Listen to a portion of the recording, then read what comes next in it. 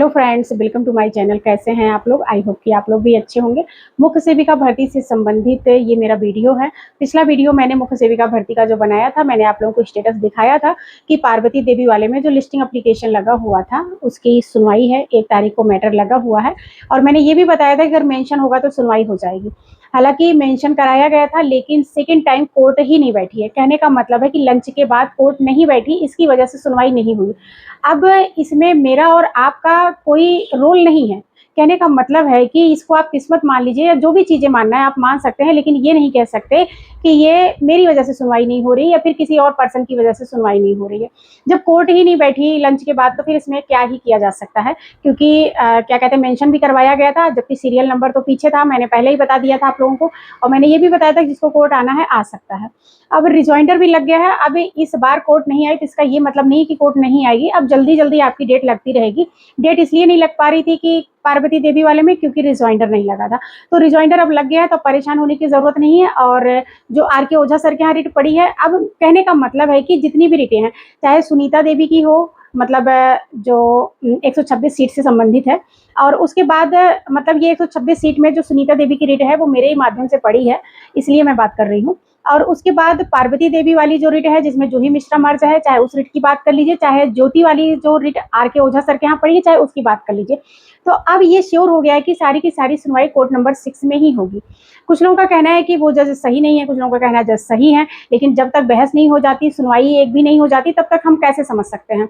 और अभी तक जो चीज़ें होती रही वो एक तरह से समझिए कि इत्तेफाक ही था कि बहस नहीं हो पा रही है। स्टार्टिंग में 2 बार पार्वती देवी वाले में बहस हुई थी, उसके बाद आप लोग जानते हैं कि काउंटर कॉल हो गया।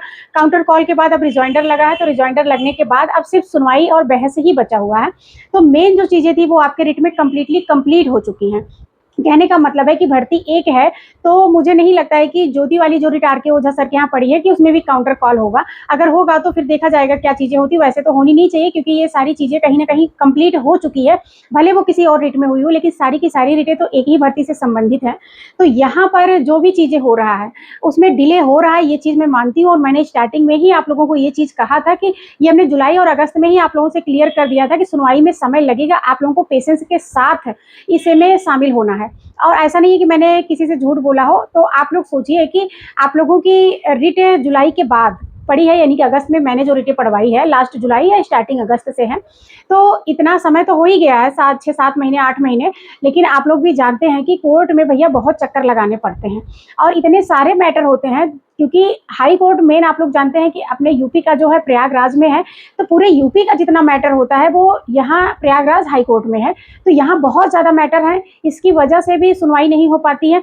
और कुछ चीज़ें ये है कि हर 3 महीने में कोर्ट बदल जाती है। जैसा कि आप लोगों को मैंने इसके पहले भी बताया था, जब कोर्ट बदल जाती है तो फिर चीज़ें होने में थोड़ा सा टाइम लगता है। जब तक चीज़ें लाइन पे आ पाती है फिर पता चलता है कि भैया बेंच चेंज हो गई। लेकिन अब देखते हैं कि ओझा सर ने ये आश्वासन दिया है कि जिस भी दिन डेट लगेगी उनकी पूरी कोशिश रहेगी। अगर कोई बहुत इंपॉर्टेंट मैटर नहीं हुआ तो वो हमारे ही मैटर पे कंसंट्रेट करेंगे, उस दिन बहस जरूर करेंगे। बाकी क्या चीज़ें होंगी क्या नहीं होंगी अभी मैं 100% श्योरिटी के साथ नहीं कह सकती हूँ, लेकिन इतना जरूर कहूँगी कि बहनों, हमारी भर्ती में बहुत बड़े पैमाने पर आयोग ने गड़बड़ियाँ किया है। जितनी भी बहनें योग्य थी, जितनी टोटल तो नहीं कह सकते, हाँ कुछ योग्य बहनों को लिया भी गया है। मैक्सिमम 300 से 400 बहनें ऐसी हैं जो योग्य थी और उनका सिलेक्शन हुआ है। बाकी का जितना भी सिलेक्शन है वो यूं समझिए कि योग्यता को और जो इसमें अनियमितताएं हुई है उन सब को चैलेंज करने जैसा है। कहने का मतलब है कि बाकी जितना भी सिलेक्शन है वो रूल्स के अकॉर्डिंग नहीं हुआ है और नियम के अकॉर्डिंग नहीं हुआ है, और जो कुछ ऐसी चीजें हैं कि जो यहाँ इस प्लेटफॉर्म पे नहीं बोला जा सकता। तो जैसा भी जो चीज़ें रहेंगी, मेरी प्रयास जारी है। मैं हर चीज़ पे वीडियो नहीं बनाती हूँ। बहुत सारी चीज़ें आप लोगों ने देखा होगा कि आप लोगों को पहले से नहीं पता था, अचानक से पता चली है। तो ऐसा ही कुछ है, इस भर्ती में भी मैं पूरी जी जान से लगी हूँ कि चीज़ों को सामने ले आ पाऊँ, या फिर कम से कम उतनी बहनों को न्याय दिला पाऊँ कि जो कोर्ट में हमारे साथ मौजूद हैं। यकीन मानो बहनों, मैं अपने इस चैनल के माध्यम से अपने वीडियो में आप लोगों को भरोसा दिलाती हूँ कि मैं अपनी मेहनत, लगन, ईमानदारी और पैसों से पीछे नहीं हटूंगी।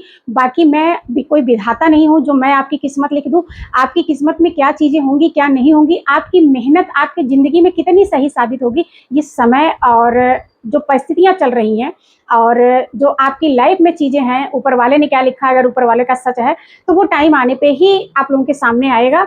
और जो लोग भी परेशान हैं, प्लीज़ आप लोग इस भर्ती को लेके कम से कम अपनी टेंशन को साइड में रख दीजिए।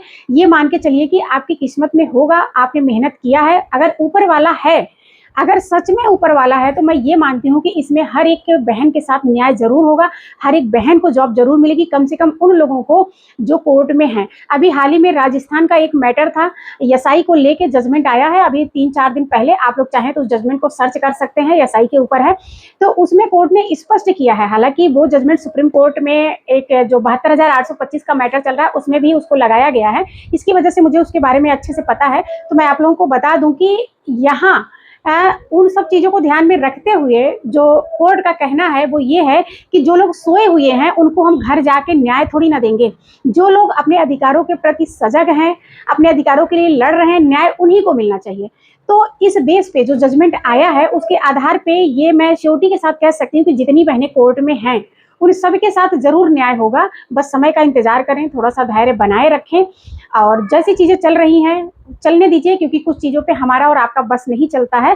वो रूल्स और रेगुलेशंस के अकॉर्डिंग होता है और रूल्स और रेगुलेशंस हम सभी को फॉलो करना ही पड़ेगा, क्योंकि कॉन्स्टिट्यूशन में जो भी रूल्स हैं, उसके खिलाफ आप जाएँगे तो सबको पता है कि फिर क्या हो सकता है।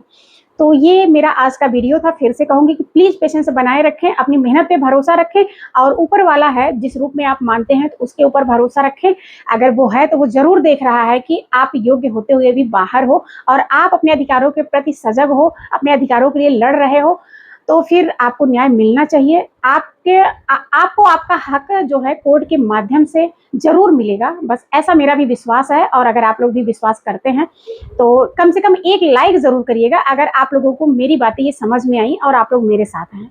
बाकी इसके अलावा मुझे कुछ नहीं चाहिए कि मेरा वीडियो शेयर करो या फिर सब्सक्राइब करो, इसकी कोई भी ज़रूरत नहीं। आप बिल्कुल सब्सक्राइब नहीं करिए, बिल्कुल शेयर नहीं करिए, लेकिन हाँ, जो बहनें हमारे साथ हैं, जिनके तक ये वीडियो पहुँचती है, अगर ऊपर वाले पे भरोसा है, अपनी मेहनत पे भरोसा है और लगन, ईमानदारी से आपने मेहनत किया, तो यकीन मानिए सच देर से ही सही लेकिन सामने ज़रूर आता है। देर से ही सही हक ज़रूर मिलता है, लेकिन इतना अपने लिए स्ट्रगल करने के बाद आपको आपका हक मिलेगा, तो निश्चित तौर पे आपको वो खुशी होगी कि आप उन सब से बिल्कुल अलग हो जिसके अधिकारों का हनन हुआ और वो इंसान अपने अधिकारों को छीन कर ले आया। हाँ, क्योंकि आप में एक काबिलियत है। तो फिर मिलूंगी नेक्स्ट वीडियो में नेक्स्ट अपडेट के साथ, तब तक के लिए बाय बाय, टेक केयर।